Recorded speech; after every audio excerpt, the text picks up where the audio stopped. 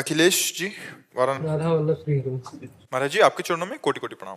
गुरुदेव भगवान, आप कई बार कहते हैं कि भगवान के मार्ग पर चलने वाला यदि झूठा भी चलने का दिखावा करता है तो भगवान उसे एक दिन सच्चा बना लेते हैं और अपनी भक्ति देते हैं। झूठा खेले साचा होए। तो महाराज जी हम में भी अभी तो झूठ और ढोंगी है, और सच्ची भक्ति कब आएगी महाराज जी?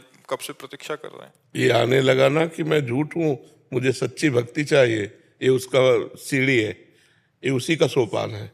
आप जैसे कर रहे हो ऐसे करते रहो।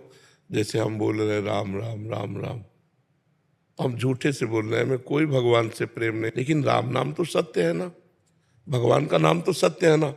देखो, हम तुम्हें झूठे की परिणाम की बात दिखाएं।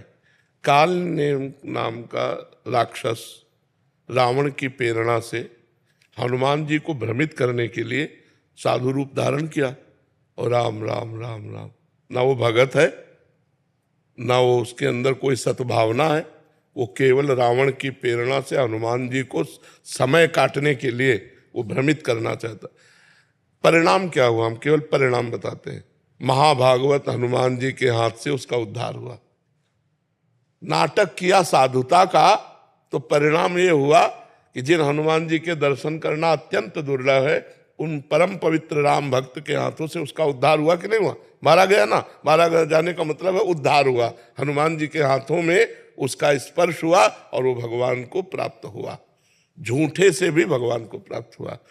एक भक्तमाल में आता है चरित्र, एक राजा का सरोवर था जिसमें वो मछलियां मनोरंजन के लिए पाले थे, कोई मार नहीं सकता था।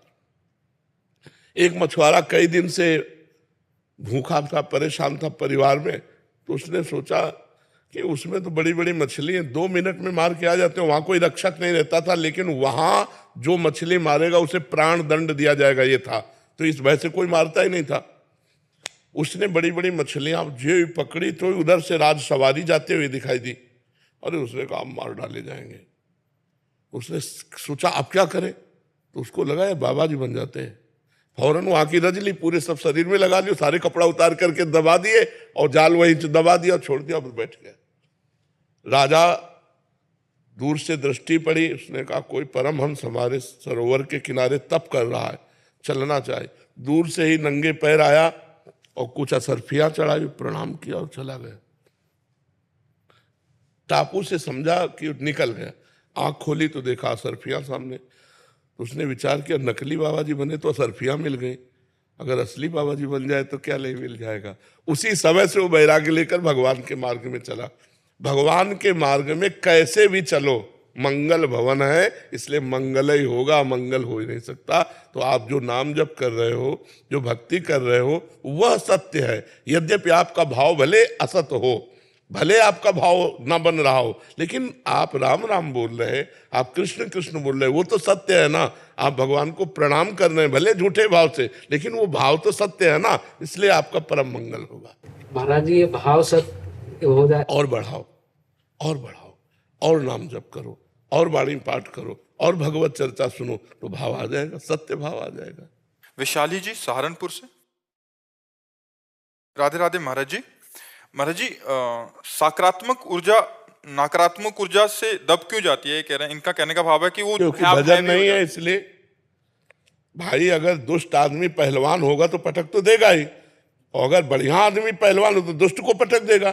तो 2 प्रकार की बुद्धि है हमारे अंदर, एक है कुमति, एक है सुमति। सुमति बनती है भजन से, अध्यात्म से, शास्त्र श्रवण से, धर्म से चलने से।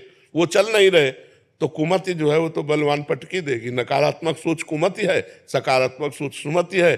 तो जिसको घी पिलाओगे वही पटकेगा। मान लो 2 पट्टे हो, एक दुष्ट हो एक सही हो, तो घी जिसको पिलाओगे वही पटकेगा, और जो कमजोर पड़ जाएगा तो पटक में आ ही जाएगा। तो हमने घी पिलाया कुमति को, जो कुमति ने कहा वो हम करते गए, तो उसकी नकारात्मक सोच पक्की हो गई और सुमति कमजोर हो गई, तो उसने पटक दिया। अब नकारात्मक सोच विजय को तो प्राप्त होगी, क्योंकि हमने सपोर्ट किया है, किसी और के द्वारा सपोर्ट नहीं है। दोनों बात बराबर करके भगवान ने तुम्हें दे दी। अब तुम बढ़ा किसको रहे हो ये तुम देखो। अच्छी बुद्धि बढ़ा रहे हो या बुरी बुद्धि? बुरी बुद्धि को तो लोग बढ़ावा दे रहे हैं और अच्छी बुद्धि को दबा रहे हैं। तो अच्छी बुद्धि जब पूर्ण रूप से दब जाती है तो वो डिप्रेशन में पहुंच जाएगा, क्योंकि नकारात्मक सोच उसको गिराते गिराते और यहां तक ले जाती है वही लिखा कि ऐसे भी हो जाता कि मानव देह त्याग करने के बारे में सोच लेते। हाँ देखो बताया ना आपको, वो लिखा वहां है, वहां आपको इसलिए बता रहे कि उसका परिणाम ये है। तो हमें चाहिए कि अच्छी बुद्धि को हम बढ़ावा दें, हम अच्छा भोजन पावें, अच्छे लोगों से मिलें, शास्त्र स्वाध्याय करें, संतों की बात सुने, अच्छे आचरण करें। अभी सकारात्मक बुद्धि बढ़कर नकारात्मक को दबा देगी, अभी आनंद आ जाएगा।